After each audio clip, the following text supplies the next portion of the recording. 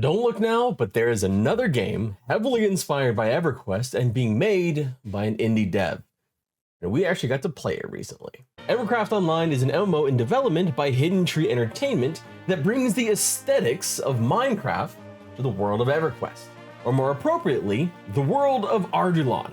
I'm probably mispronouncing that. That's probably like not the way to say it, but it made sense to me. But I also used to say melee instead of melee and veal instead of veil, so perhaps I'm not the best judge of how to pronounce things. It is an MMO that is focused on impactful combat in a tab target system with heavy resource management, slower paced, and strategic decision making that relies on working together to defeat the hardest foes. In Evercraft Online, you'll be able to unlock powerful spells and abilities, uncover hidden treasures, craft powerful items, take on quests, and explore the vast open voxel-based world, all in a package that's a little bit different than what we normally see. The amount of times that I have said Everquest instead of Evercraft when making this video,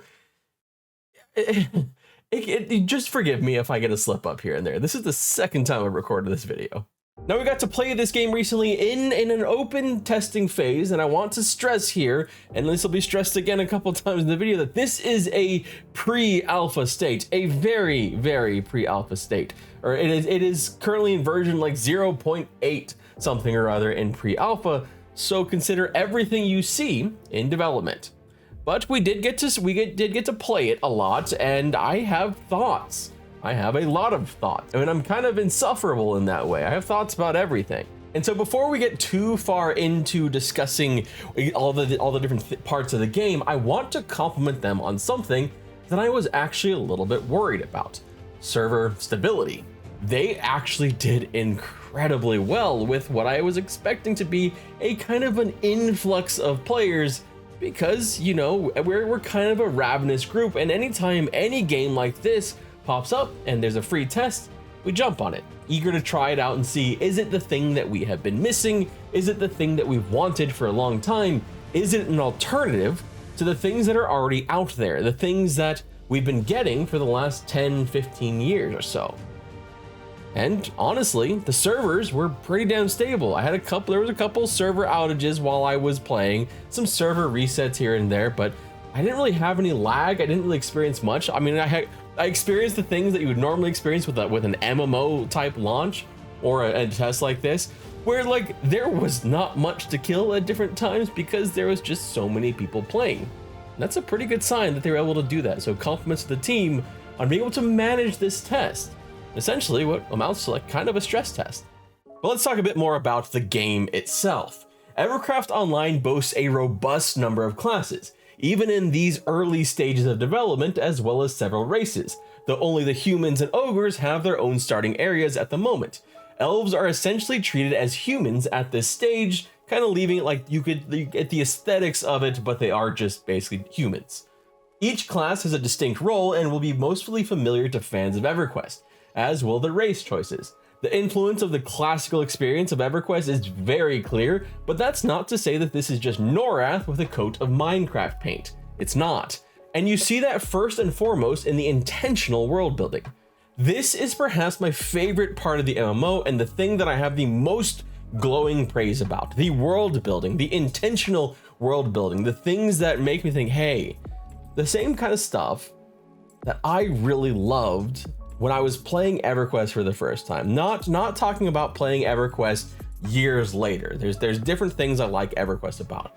But playing Everquest when I went into the world as a kid, and I was just amazed by all these cool different things I'd see. Even something as simple as the newbie log in Nectulo's forest and how that had impact. There's a reason for all of that. Evercraft Online makes intentional use of points of interest. Points of interest are basically locations that draw your eye or leave a memory for you, and they're incredibly important to an MMO like this. One that does not have a map or a GPS system or quest markers. The game does have a compass, but it's an item you find as loot or you purchased. And in fact, honestly, we got one compass, the compass that my friend got, and we quickly abandoned the characters that he got the compass on and moved over to the human city, well, because we kind of wanted to be we want it to be a mage and a necromancer. And then we found out how expensive the compasses were. So we were mostly just had no idea where the hell we were going. And I guess technically, like, I could have used like sun rising stuff to find my cardinal directions, but maybe my brain is just not like designed for that. Maybe I'm just a little bit too dense at times to fully grasp that. But yeah, there is no cardinal directions unless you have the compass. The compasses are expensive. I personally would have preferred that the compass either be there by default as an item, or that they would have just had it as a UI element, but I get why they didn't do that. It does add an extra layer of world immersion. It's just one of those things that I think there are certain quality of life things that you can gain something by kind of removing them, but then sometimes the payoff may not be quite worth it. And this to me was at least one of them where I thought that you could just have the north, even if you use like the sense heading, like the kind of like what Everquest used to do, where you kind of had an idea of which direction you were going by using sense heading. But I've grown so used to at least having a compass. I don't think that makes me spoiled, but maybe it does. But I'm getting distracted. That's not what we're talking about. We're not talking about compasses and directions and wait, real quick, what was it that you used to learn your northeast southwest? Because for me, it was never eat sour watermelons. And I want to know what you think. What was it for you? But going back to the actual thing that I wanted to talk about, points of interest. I don't think there is a better one for me to, point to than the Blue Halls, which was one of the quest locations for the Ogre Shadow Knight. Your eye is drawn to it and you remember it. You can see it from far away and it makes you want to go see what it's all about, even if it's not your quest. This is intentional and it's an important part of world building. It's one of those things that often happens in the background and you don't necessarily think about as a player. You just appreciate it when it's there and miss it when it's gone. Some modern MMOs I've played recently suffer from this because there's no real need to put in the time in creating multiple points of interest when you've gamified your game to the point where all you do is fast travel or follow a line to a quest. You kind of, in this whole area, you need these points of interest because they help you get oriented to where you are in the world. Well, if you're at the Blue Halls, then you need to go down this way. It's a way of giving directions, kind of like points of interest in the real world and being able to give directions that way instead of relying on GPS, because in the game, you don't have GPS. But going back to quests and how that's part of it, Evercraft seems to be trying to find the balance between questing, grinding, and guidance. Quests are handled through a journal, which essentially just keeps track of all of your dialogue. It works great when you've only talked to a handful of NPCs, but when you really expand it, it can feel a bit overwhelming. Thankfully, you can search for a certain term in your journal. So say, for example, you have a quest to get bones. Well, then you can search for bones and see everything that comes up in your dialogue with it, how many you're supposed to get perhaps, or what type, or if multiple different NPCs all want that item. It's not as straightforward as a quest log, but it's not as convoluted as old Everquest where you need to write down your own notes or go to websites like, Alakazam. Those quests and these quests don't provide you with a highlighted area on the map or anything like that. They require you to read the text and get an idea of what they mean, what you're supposed to do, and where you're supposed to go. My first Shadow Knight quest, for example, told me to go to the Blue Halls. Well, my first Necromancer quest told me to make a leap of faith. Now, granted, that leap of faith one, it kind of went over my head just a little bit. It was one of those things where like I had some idea and I was going the wrong direction and trying to figure out which way, where the hell am I supposed to go? A leap of faith? Does that mean jumping in the freaking water? I don't know. So thankfully, there are lots of helpful people that guided me to where to go. Like, oh, okay, you go and just go to this well. And then there's other things that happen, like, when my good friend BB, who had joined me on this game, found the well quite by accident. I found it again after having already been down there multiple times because of this. What quest is the Eyes quest? It was from the Oh my.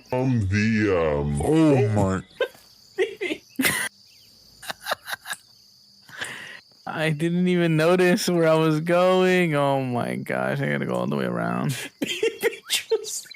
Shit, bro. I wasn't paying attention. Don't twitch and I was walk. just watching you, and then all of a sudden I see you jump, and then Don't twitch and walk, guys. It's not worth it. you know, there is something special about playing an MMO like this, an MMO that is social in nature, and getting to explore it and experience it with your friends, and getting to just kind of find new things, new discoveries with them, and have these organic, funny, exciting, thrilling, scary, dangerous moments, all that you can share with someone else. And not to get on too much of a tangent there, but I think that is what some of the most important parts of an MMO like this are. And I played some other MMOs with this very same friend. We didn't have quite the same organic, funny moments that we did here, because this MMO pushed us together to work together, to play together, while other MMOs have pushed us away from each other to go do our own things, to solo.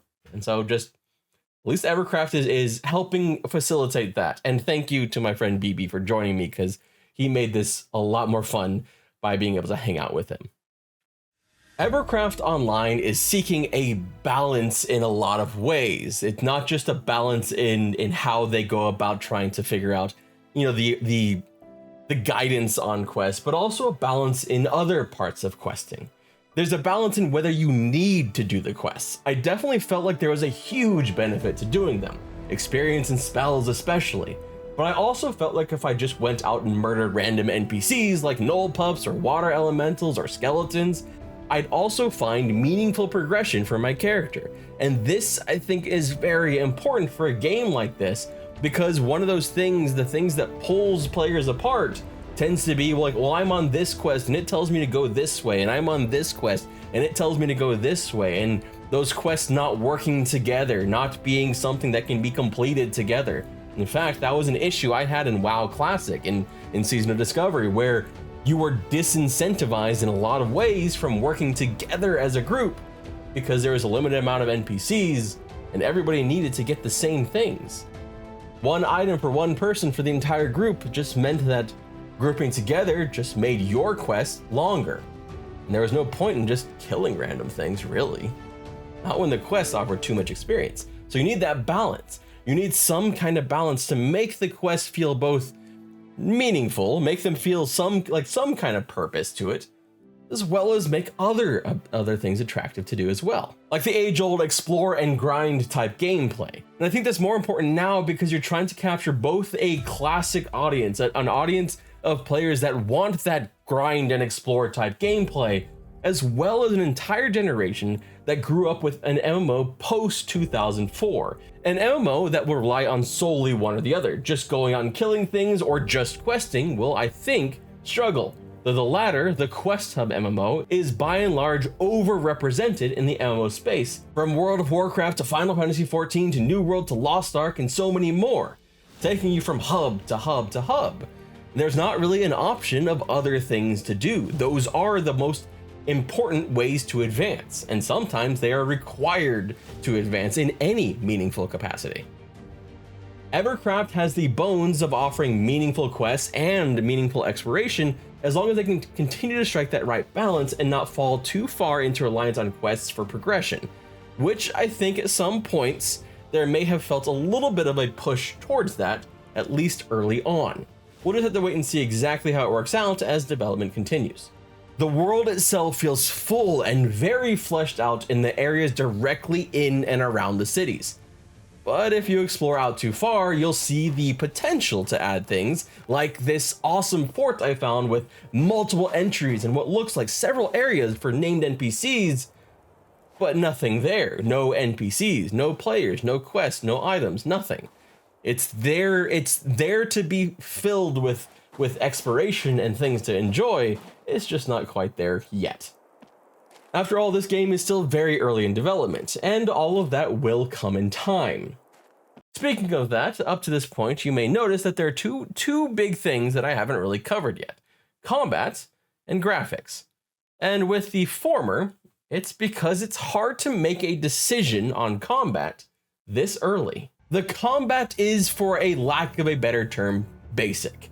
But I'm saying that with only having reached level 3 or 4, it compares favorably to combat in early Everquest, and I really enjoyed having my Necromancer pet and some spells, though I wasn't entirely sure what my spells did. This coupled with the fact that when you do need to rest time is very long, perhaps a bit too long, at least for the current state of MMOs. But I also didn't feel like I needed to rest very often. Combat did feel dangerous, and it was made more so when you realized you'd lose XP when you died, and you'd need to go and get your corpse with all your items on it, though I believe it was just your inventory and not your actually equipped items. But it was also very soloable, especially if you were taking on things of your own level.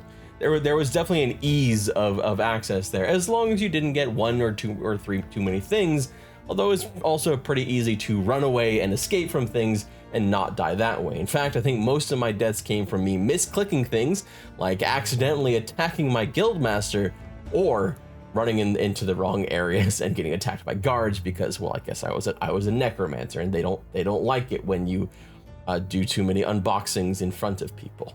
All of that is to say that if you're looking for a more hardcore P99 EverQuest experience, this game feels like it's trying to emulate that a bit more than, say, the live experience of EverQuest. But I'm reserving my final judgments on combat until I've been able to experience more of it. At higher levels, when you have more abilities, when there's more things going on, and when you're working together. But it definitely feels like the combat of EverQuest, early EverQuest, with things like group dynamics and group roles to the tab target focus, though it does at least seem like melee will be a bit more active than old school EverQuest, which is a blessing because auto attack plus kick has always been boring. I'm sorry, it really is. Well, the classes that I had the most fun with in EverQuest early on were the classes like the Shadow Knight, which got spells, or pure casters, which had tons of spells that you get to use. But pure melee classes like the Warrior or even the Rogue were very boring at times. But now let's talk about the huge elephant in the room, the graphics. The Minecraft style voxel based blocky graphics. I personally, they're not my cup of tea. They're not my thing. However, these graphics in a way have me excited, but probably not for the reason you think. Or maybe for the reason you think. Going with the blocky aesthetics of Minecraft may not appeal to some of the current MMO fan base who are drawn to games like Throne and Liberty, or even fans of EverQuest who want a grittier, more realistic look. The kind of thing that EverQuest 2 tried to provide back in 2004 and burned up graphics cards in the process. Not literally burned up graphics cards in the process. That was New World that did that. But there's something important here in this style that goes well beyond the current player base, and it's something that I am very hopeful for and why I think Evercraft Online could exceed expectations. Minecraft. Minecraft is beyond huge. There's not really any great official numbers for it, and the sources used are often kind of iffy at best, but back in April of 2023, Dexterdo reported that Minecraft had hit a concurrent peak of 11.9 million players. That's a concurrent peak, not the total players at any given time, like at any long given point in time, but just like the peak players that had been playing at one point. That is a number that far exceeds anything World of Warcraft has ever hit, for example, as far as we know. But even those numbers in general are crazy and hard to pin down, and usually come from faulty sources, unless they're coming directly from, I don't know, freaking things like investor documents or the teams themselves. But it's also very easy to see that, yeah, Minecraft is kind of a cultural phenomena, and I don't think many people would disagree. It absolutely dominates this platform. It dominates YouTube gaming to a ridiculous extent. Some of the largest gaming creators out there are all Minecraft creators. And obviously, there are a lot of reasons for that. It is not just the graphics.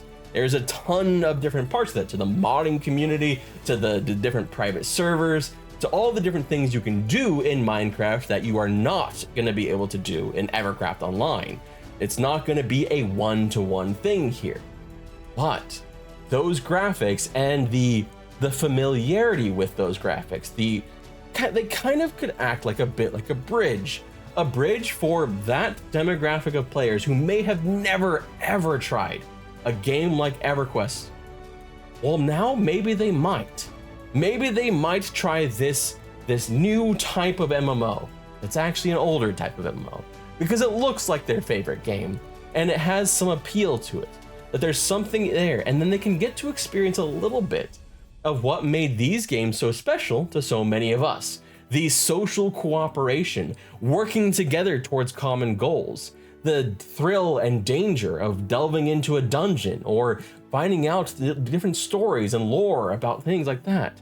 I think that this has the potential to be big, largely because of these choices they've made. I also see this as being a possibility that could help the entire genre. But I'm not the only one who thinks that way. In fact, it is something that was actually echoed by Chris Joppa Perkins, creative director of Pantheon Rise of the Fallen, who streamed playing Evercraft over the weekend and had nothing but complimentary things to say about the fellow indie game, including pointing out this very demographic growth potential and how it could be a banger of a game, as he said, as well as honestly spending a lot of time just pointing out and enjoying all of the different points of interest in the ogre area when I got to see his stream. There's obviously lots of compliments for this game that are warranted because there's a lot there. Whatever the case with this game, I am pulling for Evercraft Online, and they should just a heartfelt congratulations for reaching this point where you can have a public test with this many players. My best guess is at least a couple hundred, though. I mean, if there's anyone from Evercraft Online watching, feel free to let us know how many players you had, because I think I saw at least a couple hundred just showing that they were interested in the game on the Discord. And I hope that they continue to develop and grow the game and hold more tests and have more players in. And as I was playing, I was watching chat and seeing what people's reaction was. And a lot of people were saying how they were getting the same kind of feel, the same kind of general feeling that they got when they first played Everquest. That kind of instant connection to the world and the discovery and the fear and everything like that. And I hope it goes well for this team and this MMO. It joins a growing list of players turned developers that have been really trying to reinvigorate the genre, and I couldn't be happier with all these projects, whether it's Evercraft Online, Monsters and Memories, or Pantheon Rise of the Fallen. These games that are trying to bring back some of the things that have kind of faded away from the genre because there's kind of like a homogenization of the genre over about a decade or so. We're, chasing some sales or so perhaps. And one of those projects, Monsters and Memories, I actually got to play very recently in a long stress test where I got to be a dwarf bard, and it was awesome. It was fantastic. And I got to do so with the legendary Mitch Mannix, the British YouTuber extraordinaire. And you can see that in this video right here, but I should probably warn that he doesn't talk much in the video, so there's not really a lot of British accent. It's kind of like my mom is British, and so it's just like more disappointment because every time my mom would talk and then I'd open this mouth and talk, it was ultimately met with disappointment. So I'm just trying to head off the disappointment of the lack of English accent. Anyway, thank you so much. My name is Redwood Flynn, and I hope you have a wonderful day.